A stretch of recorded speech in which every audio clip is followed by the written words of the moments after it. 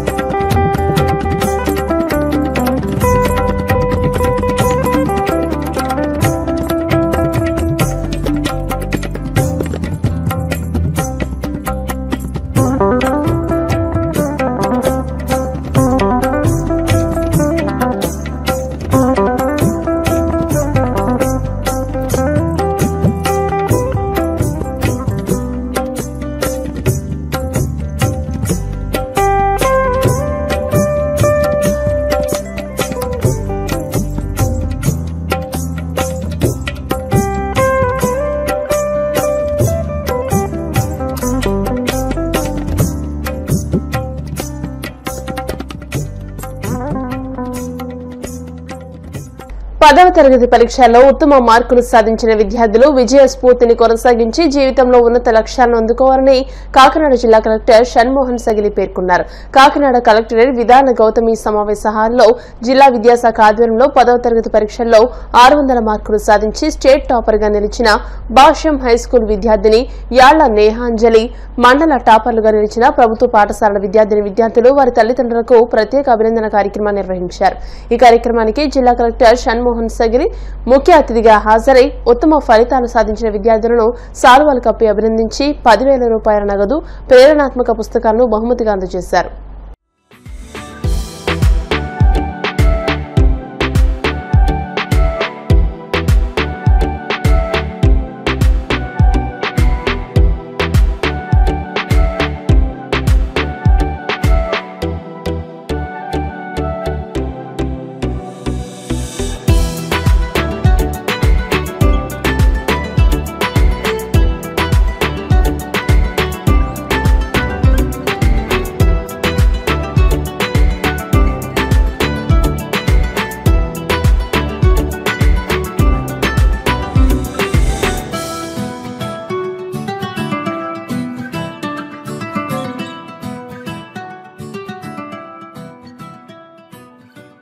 ఆయుష్మాన్ భారత్ నిబంధనల మేరకు 6 సంవత్సరాలు పూర్తి చేసుకున్న సిహెచ్ఓలను వెంటనే రెగ్యులర్ చేయాలని ఏఐటీయూసీ రాష్ట్ర కార్యదర్శి అనిల్ కుమార్ ఆధ్వర్యంలో చేస్తున్న రిలే నిరాహార దీక్షలకు ఆశా ఏఎన్ఎంలు మద్దతు పలికారు. కడప కలెక్టర్ కార్యాలయం ఎదుట Andhra Pradesh mid level providers community health ఆఫీసర్ల అసోసియేషన్ ఆధ్వర్యంలో నిరవధిక సమ్మె చేపట్టారు. ఈ సందర్భంగా ఆశా వర్కర్స్ యూనియన్ గౌరవ అధ్యక్షుడు గుంటి వేణుగోపాల్ మాట్లాడుతూ ఎన్హెచ్ఓ ఉద్యోగులతో సమానంగా 23% వేతన సవరణ జరగాలని, పని ఆధారిత ప్రోత్సాహకాలను క్రమబద్దీకరణ చేయాలని, ఈపీఎఫ్ఓ పునరుద్ధరణ చేయాలని పలు డిమాండ్లు చేశారు. 15 రోజులుగా సిహెచ్ఓలు చేస్తున్నటువంటి సమ్మెకు ఏఐటీయూసీ కడప జిల్లా సమితి సంపూర్ణమైనటువంటి మద్దతును, సంఘీభావాన్ని తెలియజేస్తూ ఉంది. వారి న్యాయమైన సమస్యలు పరిష్కరించాలని గత 15 రోజులుగా సమ్మె చేస్తున్నప్పటికీ కూడా రాష్ట్ర ప్రభుత్వం కానీ కేంద్ర ప్రభుత్వం కానీ ఎలాంటి పిలుపు ఇవ్వడం జరిగింది. అందులో భాగంగానే కడప కలెక్టరేట్ దగ్గర సిహెచ్ఓలు చేస్తున్నటువంటి సమ్మెకు మా మద్దతును తెలియజేయడానికి శిబిరానికి రావడం జరిగింది.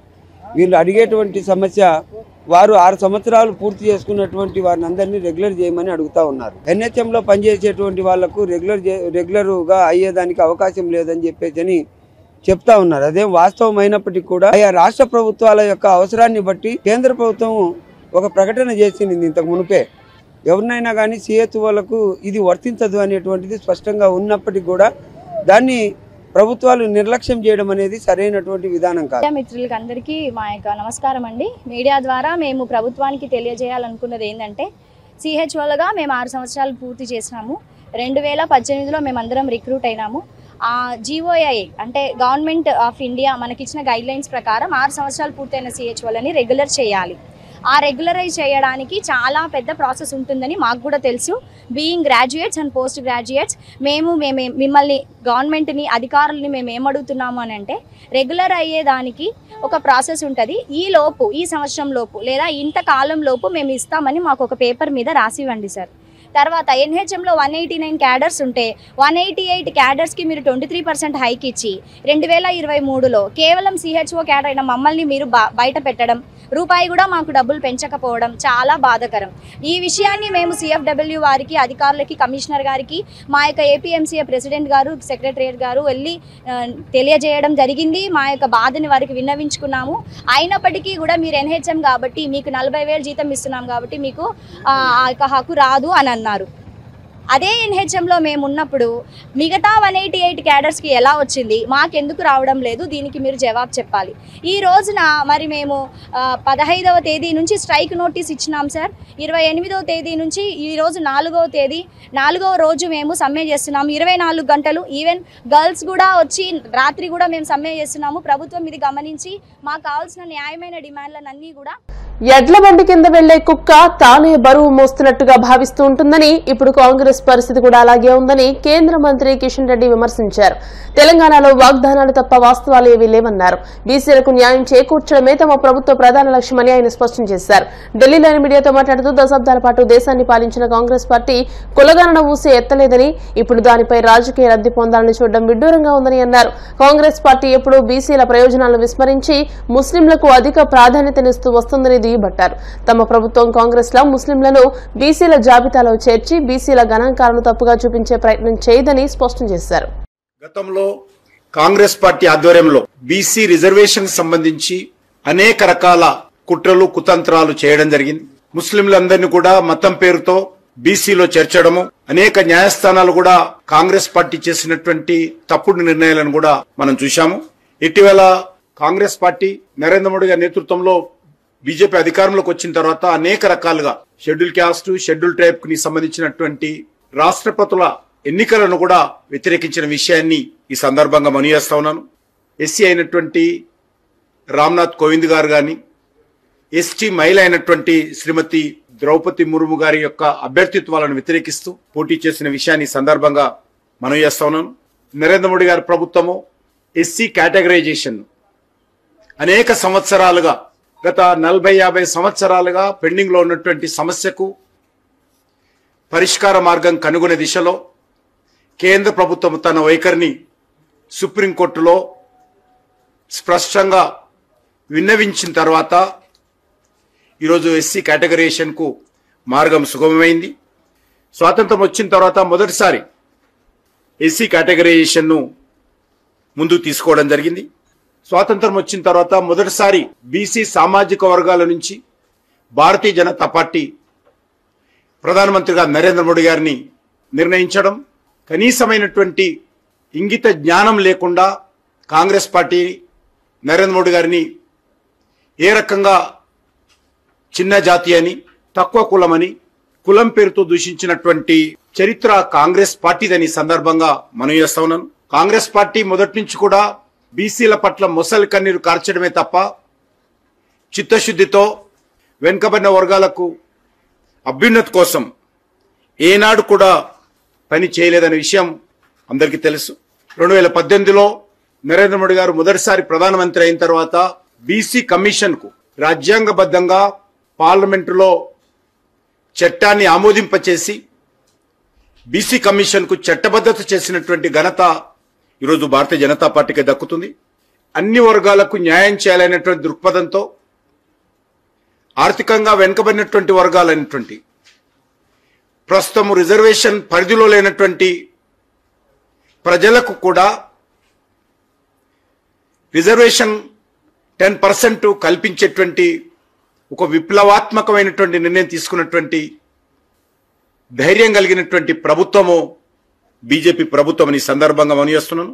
సమాజంలో అన్ని వర్గాలకు న్యాయం జరగాలని, సబ్కా సాత్ సబ్కా వికాస్ అనేటువంటి నిర్ణయం ఒక నినాదమే కాదు, మాది చిత్తశుద్ధి అని నిరూపించుకున్నటువంటి ప్రభుత్వము నరేంద్ర మోడీ గారి ప్రభుత్వము. సామాజికంగా, ఆర్థికంగా వాళ్లకు చేయూతను అందించాలని చెప్పి బీసీలను పక్కన పెట్టి ముస్లింలను ఎత్తుకున్న విషయాన్ని ఈ సందర్భంగా మనవిస్తున్నాను. అంతే తప్ప బీసీలకు న్యాయం జరగాలనేటువంటి విషయంలో కానీ కుల గణన విషయంలో కానీ ఒక్క మాట కూడా మాట్లాడినటువంటి పార్టీ కాంగ్రెస్ పార్టీ అని సందర్భంగా మనవిస్తున్నాం. రాహుల్ గాంధీకో కాంగ్రెస్ పార్టీకో భయపడి మేము నిర్ణయాలు తీసుకోలేదు. 2010లో కాంగ్రెస్ పార్టీ అధికారం ఉన్నప్పుడు ఏ కమిట్మెంట్ తోటైతే మేము ఆ రోజు పార్లమెంటులో బయట చెప్పామో అదే కమిట్మెంట్తో ఈరోజు నిర్ణయం తీసుకున్నాం. రాహుల్ గాంధీ కాంగ్రెస్ పార్టీ మాటలు వింటే ఒకటి సామెత జ్ఞాపకం వస్తుంది. కథ, రోడ్డు మీద ఎడ్ల బండి పోతా ఉంటే ఎడ్ల బండి కింద ఒక కుక్క వచ్చిందట. ఆ కుక్క అనుకుందట ఈ ఎడ్ల బండి నేనే మోస్తున్నాను, నేనే నడిపిస్తున్నాను, ఈ భారం అంతా నా మీదనే ఉంది అనుకుందట. ఈరోజు కాంగ్రెస్ పార్టీ పరిస్థితి కూడా అదే విధంగా కనిపిస్తుంది. వార్తలు ముగించే ముందు ముఖ్యాంశాలు మరోసారి. ప్రధాని మోదీ అమృత హస్తాలతో అమరావతి పనుల పునఃప్రారంభం. రాష్ట్ర ప్రజల కలల రాజధాని నిర్మాణానికి కేంద్రం అందిస్తున్న సహకారం మరువలేనిదన్న సీఎం చంద్రబాబు.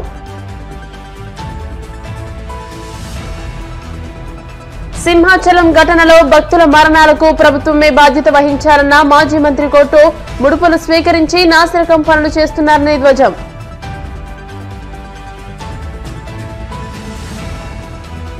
వాడపల్లి వెంకన్నాలయంలో ప్రత్యేక పూజలు. మంగళ వాయిద్యాల నడుమ శ్రీ స్వామి అమ్మవార్లకు మేల్కొల్పు సేవ, ఐశ్వర్యలక్ష్మి హోమం. బీసీలకు న్యాయం చేసేందుకే బీజేపీ ప్రభుత్వం కృషి చేస్తోందన్న కేంద్ర మంత్రి కిషన్ రెడ్డి. దశాబ్దాల కాంగ్రెస్ పాలనలో కులగణన ప్రస్తావన లేదని వ్యాఖ్య. ఈ వార్తలు ఇంతటితో సమాప్తం. మరిన్ని వార్తల కోసం BCN digital YouTube channel, Facebook page ని ఫాలో అవ్వండి. అప్డేటెడ్ వార్తల కోసం ప్లీజ్ సబ్స్క్రైబ్.